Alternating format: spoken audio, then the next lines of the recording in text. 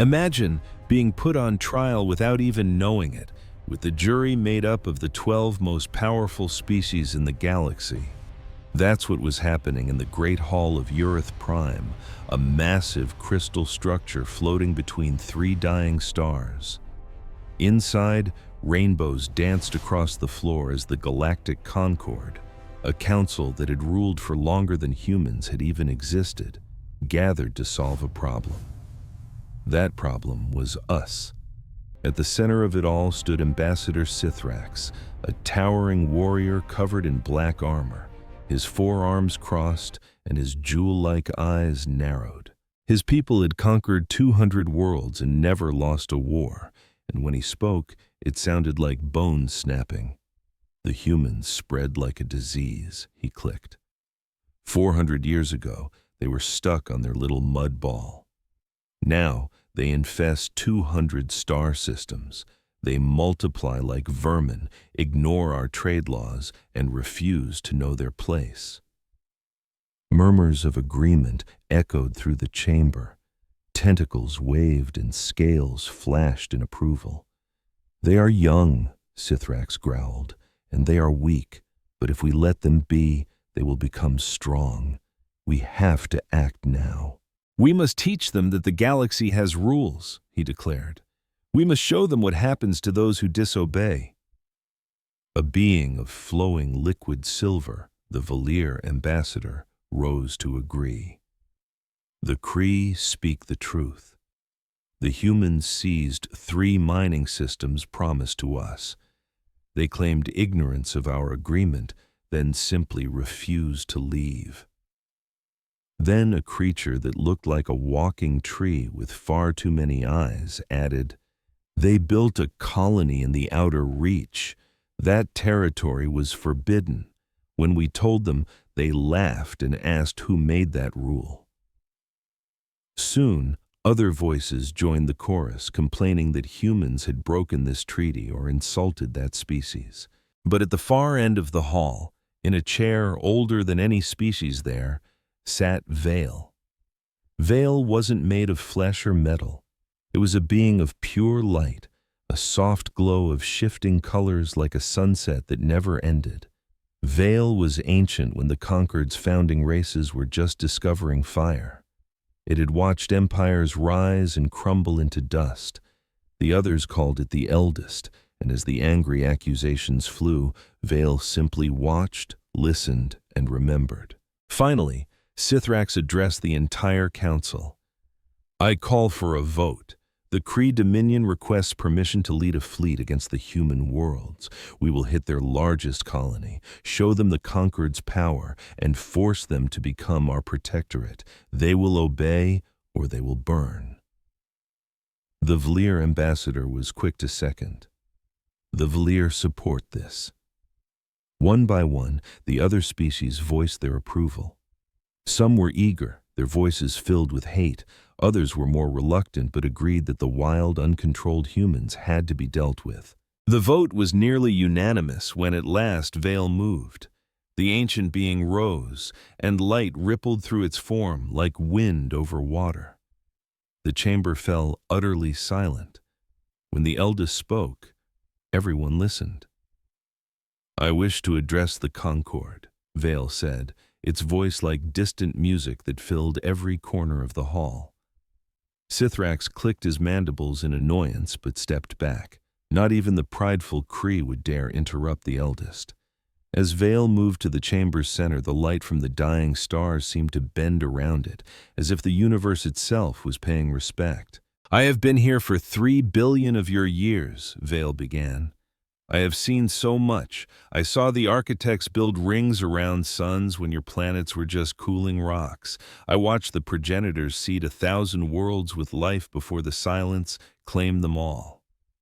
I've seen wars that lasted longer than your entire civilizations."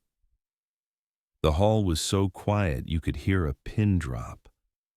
"And once, a very long time ago, I watched a small blue world at the edge of this galaxy.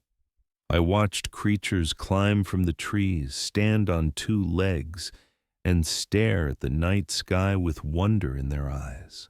I watch them craft tools from stone and make fire from wood. I watch them spread across their world like a rising tide. Vale paused, its inner light flickering with old memories. I know the humans. I have watched them since before they were human, and I'm here to give you one simple warning. Sithrax let out a sound of pure contempt. A warning about these hairless apes? What could they possibly do against the Concord's might? We have 3,000 warships. They have barely 200. We have weapons that can crack planets. They're still fumbling with tech we abandoned ages ago. Vale turned, and for a moment its light grew cold and hard. Do not provoke them. Sithrax's mandibles clicked in what sounded like a laugh. That's your warning? Do not provoke them? The great eldest, 3 billion years old, and that is your wisdom? Yes, Vale said softly. Do not provoke the humans. Leave them be. Let them grow and find their own way. In time, they might learn to live alongside us. But if you attack them, if you hurt them, if you give them a reason to hate you... The ancient being's voice faded. What? Sithrax demanded. What will happen? Will they cry? Will they run and hide? Will they die just like every other young species that challenged us? Vale was silent for a long moment. Then it spoke again, and a shiver went through the chamber. I have watched countless species. Most, when faced with a superior enemy, do the logical thing. They weigh the costs, measure their chances, and when they see they can't win, they surrender. They bend so they can survive. Vale's light began to brighten. Humans are not like the others. They don't calculate costs the same way. When they believe something is right, they will fight for it to the very last. They will sacrifice everything for it. And if you attack their homes, Vale's form pulsed with light like a rising sun, if you harm their children, if you give them a real reason to hate you, you will not be facing a species trying to survive. You will be facing a species trying to make you pay. And I promise you, humans are very, very good at making others pay. The chamber was stunned into silence. A few ambassadors looked uneasy, but Sithrax just laughed. Stories, he scoffed. Fairy tales from an old being who's done nothing but watch for too long. The humans are soft, they are weak, they will break. He then turned back to the council. I call for the vote to continue. The motion passed. The Conquered had officially declared war on humanity. As the ambassadors filed out, already talking about fleet movements and battle plans, Vale remained perfectly still, its light now a sad, pale blue. I tried, it whispered to the empty hall. I tried to warn them. They don't understand. They think strength is just about ships and weapons. They've never met anyone like the humans before. The eldest looked out at the distant stars, towards a spiral arm of the galaxy, where a little blue world had birthed something truly unique. They will learn, Vale said to the silence, but the lesson will cost them everything. In deep space, 3,000 warships were already gathering. Their target, the largest human colony, a world named Kepler's Hope, home to 12 billion people. The Conquered expected a surrender within days. They had no idea what they were about to awaken. The sky above Kepler's Hope went dark as 3,000 enemy ships dropped out of hyperspace. They swarmed the planet like metal locusts, their hulls painted black and red and silver, bearing the symbols of 8 different species. Leading them was the massive blade-shaped flagship of the Kree Dominion. On the planet below, 12 billion humans looked up and saw their doom arriving. On the bridge of the human carrier Unconquered, Admiral Chenny Lin stood firm. She was 53 years old, with gray streaks in her hair and scars on her hands from a lifetime of service. She had 200 ships. They had 3,000. The math was simple, and it was impossible. Admiral, her comms officer said, The enemy fleet is broadcasting. Modeled T. Patch him through. The main view screen shimmered to life, revealing the face of War Prince Sithrax. His obsidian eyes were void of any feeling. As his mandibles clicked in word, a translator converted the alien sounds into chilling English. "Humans of Kepler's Hope," he began. "I am War Prince Sithrax of the Kree Dominion, speaking on behalf of the Galactic Concord. You have violated our decrees. You have disregarded our warnings. You have insulted races that existed before your son was born." Sithrax paused, letting the weight of his words settle. "The time for talk is over. You will surrender unconditionally. You will power down every ship and every weapon. You will accept the status of a protectorate under the Concord's rule. Your species will live by our laws from this moment on. If you refuse," he continued, "we will obliterate your fleet. Then we will scour your cities from orbit. Every last human on this planet will perish. This is not a threat. It is a statement of fact. You have 1 hour to comply." The screen went black. For a long moment, Admiral Chen stood frozen. All around her, the bridge crew was silent, their eyes fixed on her. She could see fear in their faces, but beneath it, she saw a simmering rage. They were looking to her for an answer. "Open a channel to the enemy flagship," she said, her voice a low, steady command. "Channel is hot, Admiral," the comms officer replied. Chen Wei-Lin squared her shoulders and stared into the camera, her voice calm and crystal clear when she spoke. "War Prince Sithrax, this is Admiral Chen Wei-Lin of the Human Defense Force. I have received your ultimatum." She let a beat of silence hang in the air. "And we respectfully decline." On the bridge of his warship, Sithrax's mandibles clicked in what could only be surprise. "You decline? Your fleet numbers 200 ships. I command 3,000. You cannot possibly win." "Probably not," Admiral Chen conceded smoothly. "But you'll pay for every ship we lose. You'll pay with your own blood. And by the time this day is done, every human in this galaxy will know your name. They will remember what you did here, and they will hunt you to the ends of the universe." "This is madness," Sithrax hissed. "You're throwing your lives away for nothing." "Not for nothing," Chen corrected him. "We're fighting for time, for hope, for every child on that planet below who might get away while you're busy with us. We're humans, War Prince. We don't surrender, we don't forget, and we never, ever quit." She terminated the transmission. "All ships," she commanded, her voice ringing with authority. "Form up for attack. Launch all fighters. Today, we're going to show these monsters what humanity is really made of." The Battle of Kepler's Hope was on. What unfolded over the next 9 hours would send shockwaves through the entire galaxy. The conquered fleet assumed the humans would put up a brief token resistance before their spirit broke. They anticipated a surrender once the sheer, overwhelming odds became clear. They expected logic. They were wrong. The human ships dove into the fight like a pack of wolves, throwing themselves at a herd of mammoths. They were smaller, faster, and far more agile than the bulky conquered vessels, and they used it to their advantage. They weaved between the colossal enemy ships, unleashing weapon fire before vanishing before the conquered could even target them. When a human ship's shields collapsed, it didn't turn back. It charged headfirst toward the enemy, guns blazing until it was consumed by a fireball. The conquered forces had never witnessed such tactics. A human cruiser, the last stand, took 4 direct missile hits. Its engines were dead, its weapon systems fried.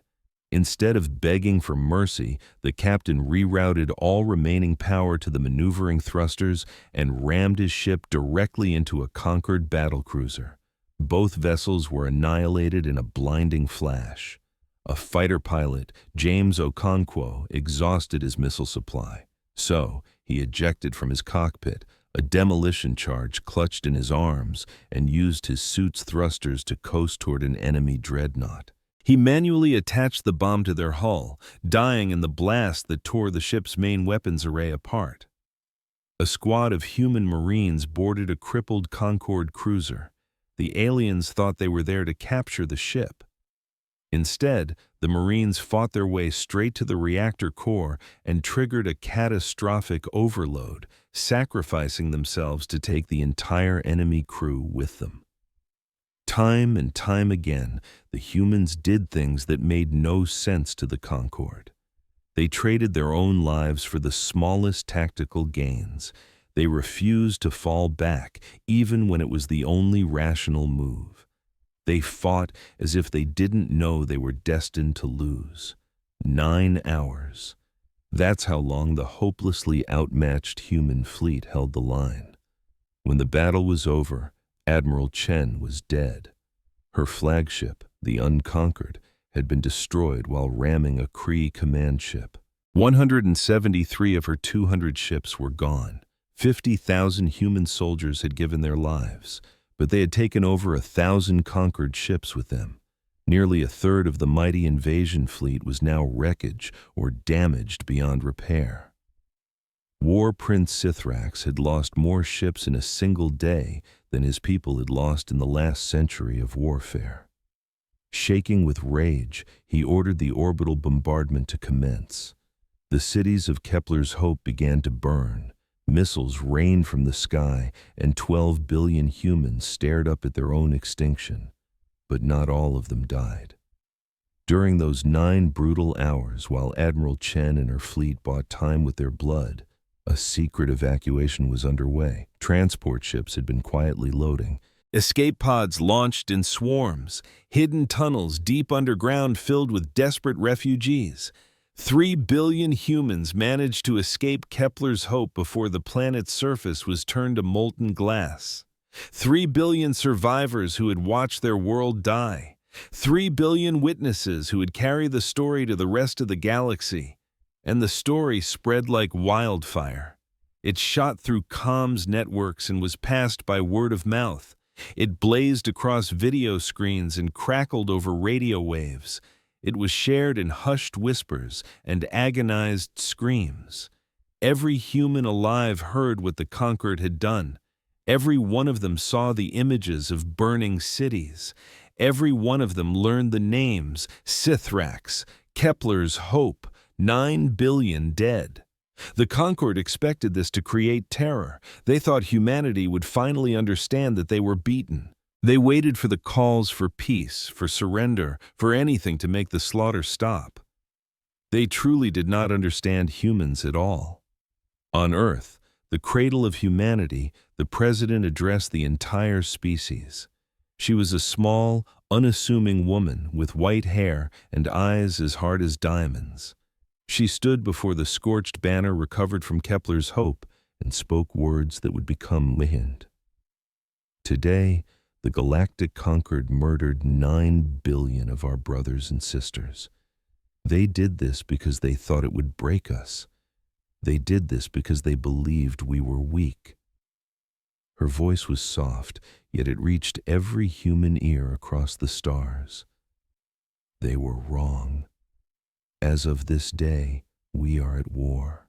This isn't a war for planets or for resources. This is a war for our very survival, a war for justice, a war that will not end until every single being who gave this order has paid the price. To the members of the Conquered, hear me now. You have just made the single greatest mistake in your long history. You have given us a reason to hate. You have given us a common cause, and we will fight. We will fight until the stars themselves grow cold. We will fight until your empires are nothing but dust. We will fight until our descendants have forgotten why the war even started. And then we will remind them so they can fight again. You wanted to break our spirit. Instead, You've forged us into something you cannot possibly comprehend. You have created your own doom. All across human space, the call was answered. Recruitment centers were so flooded, they had to stay open 24 hours a day. Factories that made cars yesterday were making tanks today. Scientists dropped their peaceful research to design deadlier weapons. Humanity didn't shatter from the blow. It crystallized, like carbon crushed into a diamond, like steel tempered in a forge. Humanity became harder and sharper than it had ever been. On Ireth Prime, the ancient being known as Valith watched the reports. It saw the footage of the glassed planet. It heard the human president's vow, and it saw the numbers that were starting to terrify the Concord. Human shipbuilding had skyrocketed by 300% in 1 week. Military enlistment was up by 5,000%. The humans weren't building a defensive fleet. They were building an armada of vengeance. Valith's inner light pulsed a deep blood red. "I warned them," the ancient being whispered. "I told them not to awaken the humans' fury. I told them what would happen." In the far-off distance of space, the drums of human warfare had begun to beat. It was a sound that would only grow louder with each passing day until it consumed everything else. "They have unleashed something terrible," Valith murmured. "And now the entire galaxy will pay the price." The war had only just begun. 2 years. 2 years had passed since the day Kepler's hope was burned from the sky. 2 years of unrelenting war, of blood and fire. The galactic Concord had assumed it would all be over in a few months. They had believed humanity would eventually see the futility of it all. They had been waiting for the surrender. Instead, they got a nightmare. The council convened once more on Ireth Prime, but the atmosphere was grim. The ambassadors no longer spoke with arrogance or anger. They spoke with a creeping dread. "How can this be?" demanded the fell representative, its liquid silver body swirling with agitation. "We annihilated their biggest colony. We killed 9 billion of them. They were supposed to break." "They should have," the Morith ambassador agreed, its cluster of eyes blinking nervously. "Every simulation, every projection, every strategic model we ran predicted they would capitulate within 6 months. Instead, they've only gotten stronger." War Prince Sithrax was also present, but the smugness was gone. His black carapace was scarred from a battle 3 months prior when a human hunter-killer team had ambushed his flagship. He had barely made it out alive. "Their ships are everywhere," Sithrax said, his voice quiet, baffled. "We crushed their fleet at Kepler's Hope, yet 2 years later they have more ships than they did before the war even began. How are they building them so fast?" No one in the chamber had an answer. The truth was something the ancient races of the Conquered were incapable of grasping. When the Conquered attacked us, they didn't just declare war on our armies.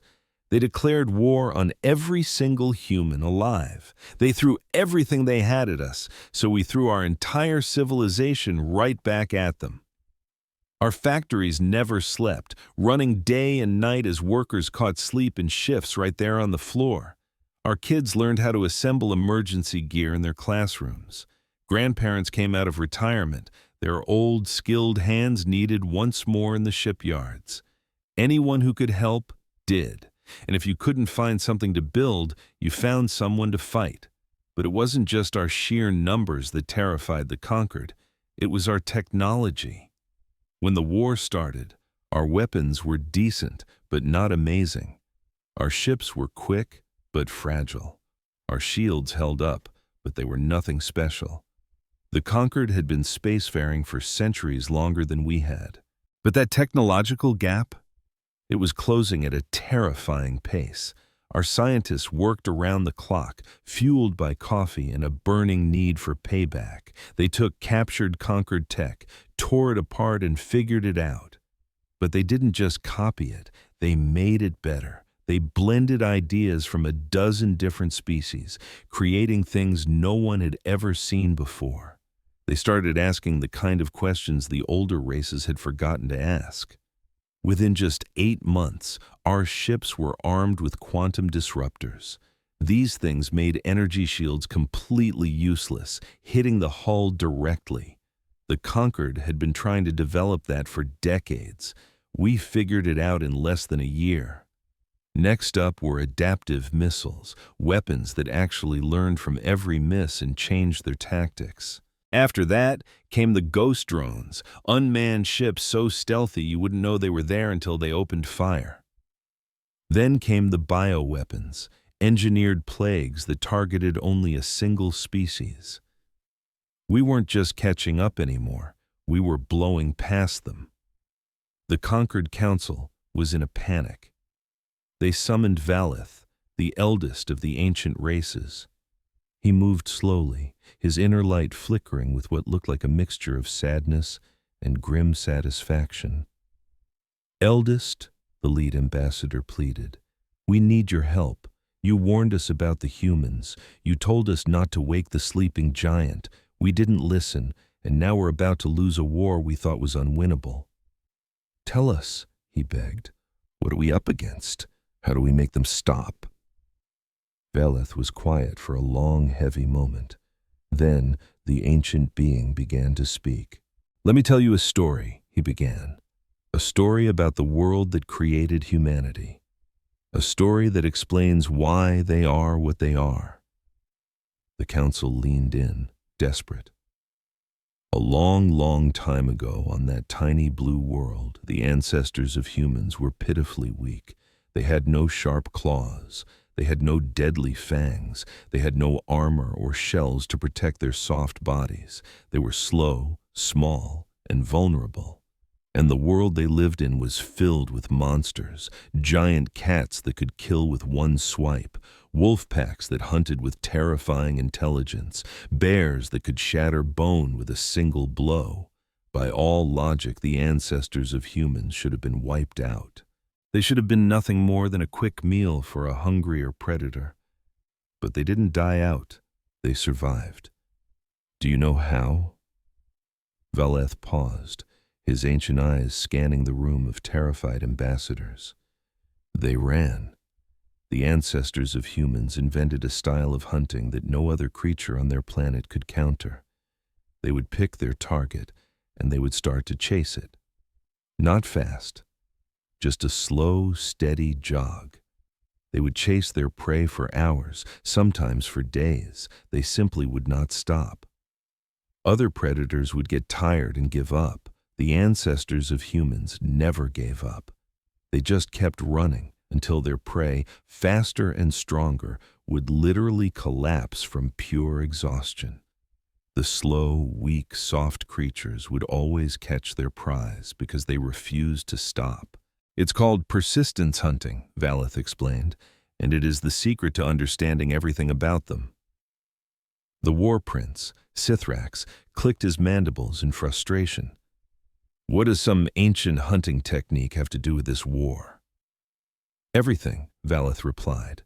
"That persistence, that absolute refusal to quit, that ability to keep pushing forward long after any sane creature would have given up.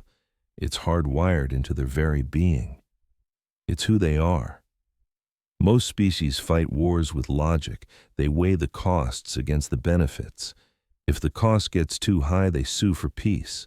They live to fight another day. Humans don't use that same math. Oh, they can, but when they truly believe in something, when they feel they've been wronged, they throw the calculator away. They will fight until they win, or until every last man, woman, and child is gone. You killed 9 billion of them at Kepler's Hope.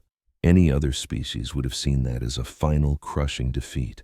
They would have surrendered. But the humans, they looked at those 9 billion dead and decided that the only thing worse than dying was letting that sacrifice be for nothing." The chamber was utterly silent. The ambassadors could only stare at Valeth in dawning horror. "But there is something else," Valeth continued. "Something far worse that you still haven't grasped." "What could possibly be worse?" whispered one of the ambassadors. You've given them the most powerful and dangerous motivation of all, Valeth said. You gave them a reason for revenge. Valeth's light pulsed, casting long dancing shadows on the walls. Humans are capable of incredible kindness, of love, compassion, and mercy. They create breathtaking art. They protect creatures weaker than themselves. They dream of a peaceful galaxy for everyone. But they are also capable of a hatred so deep it can burn worlds. When you hurt them, when you wrong them, when you kill their children and burn their homes, something inside them breaks. And something else, something terrifying, takes its place. Other species fight for victory. Humans fight for payback. They want the ones who hurt them to feel that same pain. They want you to understand the gravity of what you did. They aren't just seeking revenge for themselves. They're seeking it for their dead. They carry their rage like a star that will never burn out. You didn't just start a war with humanity. You gave them a holy cause. You gave them 9 billion reasons to despise you. You left them with images of dead children and shattered cities, all because you thought they were insignificant. They will not stop, not until you have paid in full, not until the last of your fleets is scrap, not until your empires are dust, not until every single one of their dead has been avenged. Valeth turned and looked Sithrax dead in the eye. You wanted to teach them their place in the galaxy. Instead, you taught them how to hate, and now you are all going to get a lesson in what that truly means. The council was frozen in stunned silence. For the very first time, they understood what they had unleashed. Not just an enemy, not just another species fighting to survive. They had awakened a force of nature, a tidal wave of fury that would not stop until it had consumed everything in its path. Outside the grand hall on Urith Prime, the stars shone with a cold, indifferent light. And somewhere in that darkness, human fleets were on the move. Human soldiers were preparing. Human scientists were creating even deadlier weapons. They were on their way, and they were not going to stop. 5 years into the war, the galaxy was unrecognizable. Human fleets now outnumbered the Concords. Human territory expanded every day as the old empires crumbled, and human weapons were, without question, the best in known space. But their advantage wasn't just about numbers or technology. The conquered races were losing because they simply couldn't comprehend how humans fought. The Kree, for example, were master strategists. They had perfected the art of war over thousands of years. They knew every tactic, every formation, every gambit. They could predict the moves of any logical opponent and set a perfect trap. But humans weren't logical. General Marcus Stone stood on the bridge of his flagship, the Remember Kepler, and stared at the enemy fleet on his main screen. The Kree had laid out a perfect trap, a classic formation called the Iron Shield, designed to annihilate any force that dared to attack it head-on. Every military academy in the galaxy taught the same lesson. You do not attack the Iron Shield. You wait. You find another way. "Sir," his tactical officer reported, "the Kree are baiting us. They expect us to retreat or try to go around them. Their formation is built to counter both of those moves." "I know," Stone said quietly. He was a tall man with tired gray eyes that had seen far too much. Before the war, he'd taught history. Now, he led the largest human fleet in this sector. "They've studied our history. They know what we should do."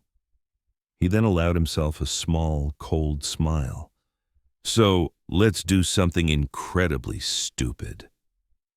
The human fleet charged straight into the heart of the Kree formation. It was suicide. It was exactly what the enemy commander wanted. It was precisely what no sane commander would ever do. The Kree sprung their trap, their ships swarming the human fleet from every direction. And that's when the humans unleashed their new strategy. On General Stone's command, half of the human ships stopped fighting the Kree entirely. Instead, they turned their weapons on themselves. They overloaded their own reactors, detonating in silent, brilliant flashes of blinding light. These weren't random acts of desperation. They were perfectly calculated sacrifices. Each exploding human ship took out 3, sometimes 4 Kree vessels with it. Each act of self-destruction ripped a temporary hole in the enemy's perfect formation. The remaining human ships surged through those gaps, guns blazing. They didn't try to escape. They didn't fight to survive. They did the one thing humans had learned to do better than anyone else in the galaxy. They made the enemy pay for every inch. When the battle was over, both fleets were gone. But the Kree had lost their entire command fleet. The humans had achieved a strategic victory by accepting a total tactical loss. They had traded ships and lives for the win, and for the first time, the elder races felt a deep, chilling fear. On the Kree homeworld, War Prince Sithrax watched the battle reports with a growing sense of dread. He had started this. He had given the order to attack Kepler's Hope. He had been so sure, so arrogant, convinced that the humans would break, but they hadn't. Instead, his own people were now breaking.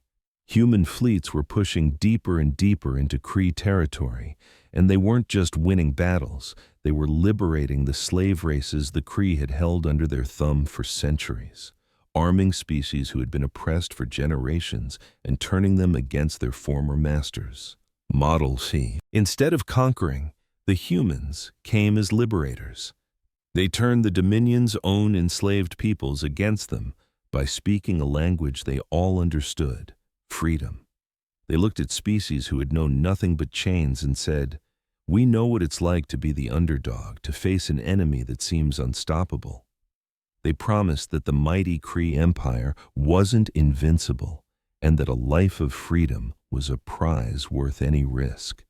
And the slaves, for the first time in generations, believed it. The Kree Dominion, an empire that had never tasted defeat, started to crumble from the inside out. In a final, desperate gamble, the Kree leader, Sithrax, threw every last ship and every last warrior into a single, massive assault on the human supply lines. His plan was simple: starve them out, slow them down, and maybe, just maybe, force them to the bargaining table. The attack was a catastrophic failure. Human patrol fleets caught his armada long before it ever reached its target. Sithrax fought with the heart of a lion, but courage alone couldn't save him. His flagship was crippled, his fleet was shattered and scattered to the winds, and he was taken alive. Everyone, including Sithrax himself, was stunned that the humans didn't execute him on the spot. He was the architect of the death of 9 billion human beings. He knew he deserved to die, and he was ready for it. But the humans had something else in mind. They put him on trial, a trial that was broadcast live to every planet in the galaxy. There he stood, in a courtroom on Earth, surrounded by human faces, judges, lawyers, and witnesses. The survivors of the Kepler's Hope massacre took the stand. They played holograms of cities engulfed in flames and children dying in the streets. Then, they began to read the names of the dead. It took 3 straight days, without a pause, just to read every name aloud. The verdict came as no surprise: guilty of genocide. But the sentence wasn't death.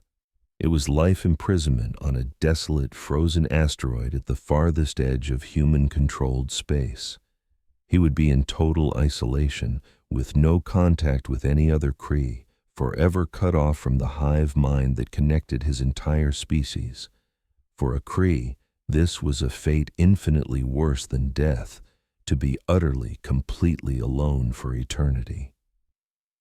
When the sentence was read, Sithrax let out a primal scream and begged them for a clean execution. The humans refused.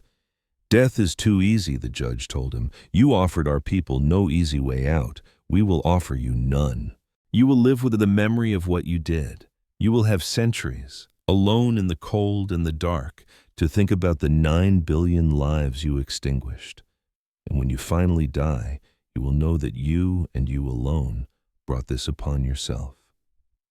As they dragged Sithrax away, he knew he would never see another member of his race again. The war was almost over, but this sealed its end. One by one, the other species of the conquered surrendered. The fluid-like VL were the first to give in, their liquid forms pooling in submission. The multi-eyed Morath followed, their gaze dimmed with defeat. The rest soon fell in line, all of them scrambling to make peace before the humans came for them. The humans accepted their surrender, but the price was steep. They demanded reparations, a massive transfer of resources to help rebuild the worlds the war had shattered. They demanded territory, forcing the conquered species to give up star systems they had held for centuries. And then came the strangest demand of all, one that baffled the alien diplomats. They demanded memory. The humans insisted that every species teach their children the truth about what happened at Kepler's Hope. They demanded that the story of the massacre be a permanent part of the galactic history curriculum. They demanded that schools everywhere tell the story of the 9 billion who perished. Why? A VL diplomat asked during the negotiations. Why is this so important to you? You've won the war. You have your justice. Why do you need us to remember this? The lead human negotiator was a woman named Sarah Chen.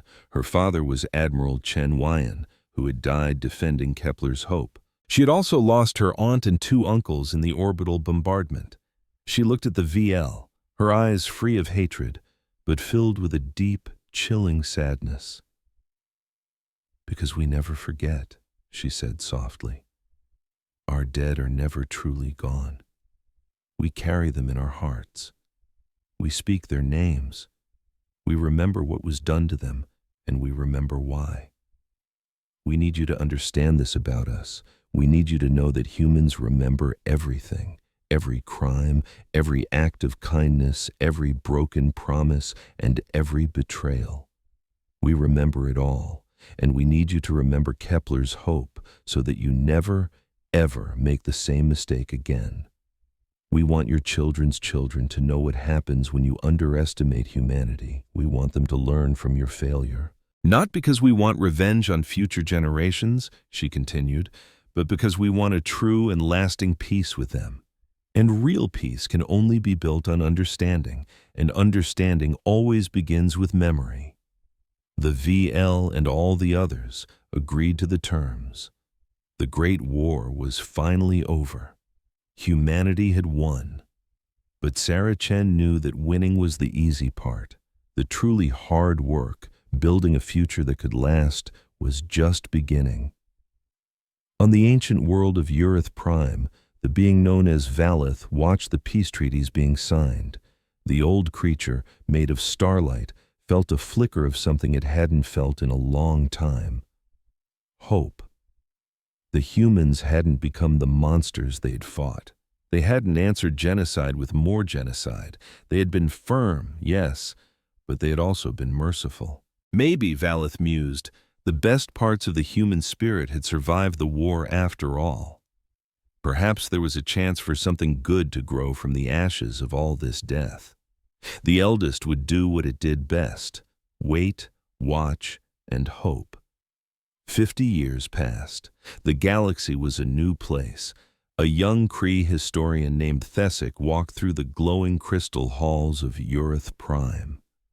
He was a child of the new era, born long after the war had ended. The old Dominion was just a story to him. He had only ever known a galaxy where humans were the dominant power, and the Kree were just one race among many. But he knew the stories every Kree child was taught, the glory of the old empire and the crushing shame of its defeat. He knew the name Sithrax, the leader whose pride had led their entire civilization to ruin. Thessic had traveled to Urith Prime, seeking answers to questions that had haunted him his whole life. Why did the war really happen? And what could his people have done to prevent it? He had come to ask the eldest. Valeth sat in the same ancient throne, in the same crystal room where the fate of the war had been sealed 5 decades earlier. The starlight that formed the eldest's body was a little dimmer now, flickering where it once shone steady. Even a being made of stars gets old. But Valeth's mind was as sharp as ever. The eldest watched the young Cray approach and felt a spark of curiosity. "Thesic of the Cree," Valeth's voice echoed, "I know why you are here. You seek to understand." Thesic bowed his head respectfully. "Eldest, I have studied the war for my entire life. I've read every log, every report, every piece of testimony, but I still don't get it." "What is it that you don't understand?" Valeth asked. "Were the humans always going to win? Was it their destiny? Were we doomed from the moment our first shot was fired?" Valeth remained silent for a long moment, its body of light shifting through a rainbow of colors, pale blue, deep gold, soft white. "Nothing is destined," Valeth finally said. "Nothing is written in the stars. The universe doesn't pick sides. It simply exists." "Then what happened?" Thesic pressed. "Why did we lose?" "Come, sit with me, and I will tell you." Thesic moved closer, taking a seat on a crystal bench near the ancient being. The light from the distant dying stars outside painted long, strange shadows across the hall. 50 years ago, Valeth began, your people held all the cards. You had more ships, more battle experience, and superior technology. If you had gone to war with any other species in the galaxy, you would have won, easily. You would have crushed them and absorbed their worlds into your dominion. But you didn't fight any other species. You fought humans, and in doing so, you made one single mistake that sealed your fate. "What mistake?" Thesic asked, his mandibles clicking in confusion. "You attacked them." "But we had to attack. They were becoming too powerful. If we had waited any longer, they would have become a threat to us." "Would they have?" Valeth countered gently. "Were they truly a threat to you before the war began? They were young and loud, yes. They didn't play by your rules or bow to your ancient traditions. But they were never your enemies. They never attacked a conquered world. They never harmed a single conquered citizen. They were annoying. They were a bit disrespectful. They were different, but they were not dangerous. Not until you made them dangerous." Thesic fell silent. This was not the history he had been taught. "I have watched the humans for thousands of their years," Valeth continued. "I watched them before they even learned to control fire. I watched them build their first cities and reach for the stars. And I learned something vital about them. Humanity is not just one thing. They are a paradox. They carry complete opposites inside of them. They can be incredibly cruel and unbelievably kind. They can be violent and they can be peaceful. They are selfish and they are generous. What they ultimately become depends entirely on the situation they are in. It depends on what others show them. You showed them cruelty. You slaughtered their children. You turned their beautiful cities to ash. You tried to break their spirit because you thought they were weak. And in doing that, you unleashed the very worst parts of them. You created the exact enemy you were so afraid of. You forced them to become warriors. You forced them to become conquerors. You shaped them into the unstoppable force that destroyed you." Valeth's light dimmed for a second, as if clouded by an ancient sadness. "That is the real tragedy of this story. It's not that your empire lost a war. It's that the war never had to happen at all. You could have welcomed the humans into the galactic community. You could have been partners in trade. You could have been patient. With time, they would have learned to coexist with you. They would have matured. They would have become just another voice in the galactic choir. Instead, you chose to attack. And now, The galaxy belongs to them. Thesic sat in the quiet hall, letting the weight of those words sink in. It was a staggering thought. The Great War, the fall of his civilization, the deaths of billions, all of it avoidable. Is there any hope for us now? He finally whispered. For the Kree? For the others who lost? Valeth's light seemed to grow a little brighter. Let me share a story with you, one that unfolded just last year. Imagine a Kree colony ship, lost and adrift in the silent emptiness between star systems. Its engines were dead, its life support flickering out. 3,000 of your people were on board, many of them just little ones, all slowly freezing in the cold and the dark. Now, you've probably heard this story. Every Kree knows it. A human patrol ship stumbled upon them. Do you know what those humans did? Fesix's voice dropped to a whisper. They saved them. That's right. They towed that massive ship to safety. They gave them food, medicine, and power from their own reserves. The human captain, a woman named Rivera, didn't sleep for 3 days straight, personally making sure your children survived. When one of our officials asked her why she was helping the very people who had been their enemies, she said something I'll never forget. Viorth let the silence hang in the air for a moment. She said, "We can't just let children die alone in the dark. It doesn't matter whose children they are." Fesk felt a strange twist in his gut.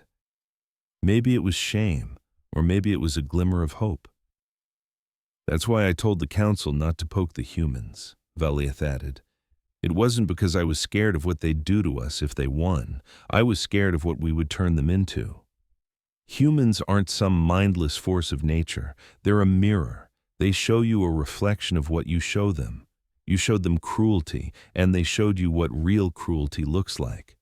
But they are also capable of incredible kindness, of true sacrifice, and of love." Captain Rivera and her crew didn't have to save that colony ship. They could have just watched your people fade away. Your own species was responsible for the loss of billions of their people. They had every single reason to despise you. But they chose mercy. They chose compassion. They chose to see your little ones as just children, not the next generation of enemies. That is the truth about humanity. They are both things, all at once, all the time. The ability to commit terrible violence and the capacity for beautiful kindness live right next to each other inside them. They are a people at war with themselves. Valeth turned and looked the young historian right in the eye. The question was never about what humanity would become. The question was always about what we would inspire them to be. We made the wrong choice once. I strongly suggest we don't make that mistake a second time. Fesic just sat there for a long, long time after Valeth was done speaking. Through the crystal walls, the ancient stars made their slow journey across the void. Somewhere out there, human ships were guarding the trade routes. Human colonies were popping up on worlds the conquered once ruled. Human children were playing under suns that Kree warriors had once claimed for their own. But in that same galaxy, human doctors were healing Kree patients. Human teachers were instructing Kree students. Human merchants were trading honorably with Kree companies. The victors hadn't tried to crush the vanquished. They had tried to build something new together. Fesic realized that was the true lesson. He went back to Kree space and dedicated the next 10 years of his life to writing a book. It went on to become the most read text in the entire galaxy. It became required reading for every single species in what was now called the Human Concordance. It was translated into 300 different languages and was taught in schools across 1,000 worlds. The title was simple: They Remember. And all across the galaxy, a new generation learned the lesson that Valeth had tried to teach 50 years earlier. Humans don't go looking for fights. They don't want war. Their nature is to build, to create, to discover, and to grow. But if you attack them, if you harm their children, if you burn down their homes and give them a reason to hate you, they will come for you. They will not stop, and they will never, ever forget. On a frozen asteroid at the very edge of human space, an old Kree sat all alone in the darkness. Sithrax had lived there for 50 years in total isolation. He'd grown ancient. He had lost his mind, found his sanity, and lost it all over again. But in his moments of clarity, he finally understood. He had been warned. The elders had told him, "Do not provoke them." He didn't listen. And now he was paying the price for that mistake for the rest of his eternal life. In the freezing cold and the crushing silence, Sithrax whispered the same words again and again, the words he wished he had heeded, the words that would haunt him until his final breath. Do not provoke them. Do not provoke. Model.